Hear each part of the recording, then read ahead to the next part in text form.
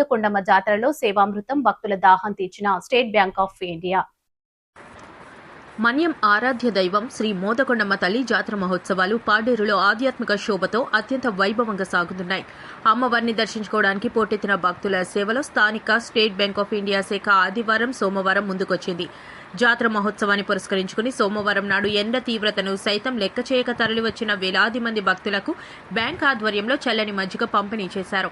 అమ్మవారి కృపతో తోటి జీవులకు సేవ చేయడమే పరమార్థంగా భావించి ఈ కార్యక్రమాన్ని చేపట్టినట్లు నిర్వాహకులు తెలిపారు. ఈ సందర్భంగా బ్యాంక్ మేనేజర్ సంగ్రామ్ జిత్ సాహో మాట్లాడుతూ ఏటా అత్యంత పవిత్రంగా జరిగే మోదకొండమ్మ తల్లి జాతరలో భక్తులకు సేవ చేసే భాగ్యం కలగడం పూర్వజన్మ సుకృతమని కొనియాడారు.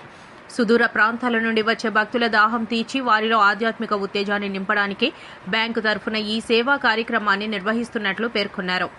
పండగ రెండవ రోజైన మంగళవారం కూడా ఈ మజ్జిగ పంపిణీ నిరంతరాయంగా కొనసాగుతుందని, భక్తుల సేవలో భాగస్వాములు కావడం తమకు ఎంతో తృప్తిని ఇచ్చిందని ఆయన సంతోషం వ్యక్తం చేశారు.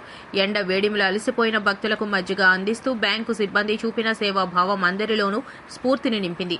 ఈ కార్యక్రమంలో bank deputy manager Sangram Jit Sahoo, DMN Srinivas, Kumar, Somulu, Shiva, Ramakrishna, Srinivas Naidu, Murthy, Kiran, Shiva, Manmad, Surya, Bahuguna, Satyanarayana, నిరుపమతో పాటు పెద్ద సంఖ్యలో బ్యాంకు ఖాతాదారులు, స్థానిక భక్తులు పాల్గొన్నారు.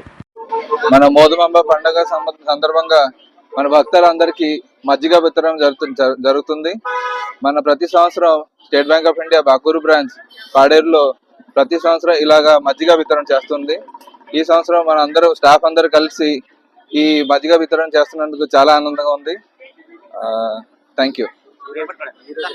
రేపు 2 రోజులు మన మజ్జిగ వితరణ చేస్తుంటాం. రేపు 2 రోజులు మన state Bank of India Bakuru branch ఎదురుగానే మన మజ్జిగ పంపడం జరుగుతుంది. భక్తులందరూ మన మోదకొండమ్మ పండుగకి వచ్చిన భక్తులందరూ వచ్చి ఈ మన మజ్జిగని స్వీకరించగా కోరుకుంటున్నాం. మీకు మా వార్తలు నచ్చినట్లయితే మా ఛానల్ ని సబ్స్క్రైబ్ చేయండి, లైక్ చేయండి, కామెంట్ చేయండి. మరిన్ని వార్తల కోసం R9 టీవీ ఛానల్ ని చూస్తూ ఉండండి.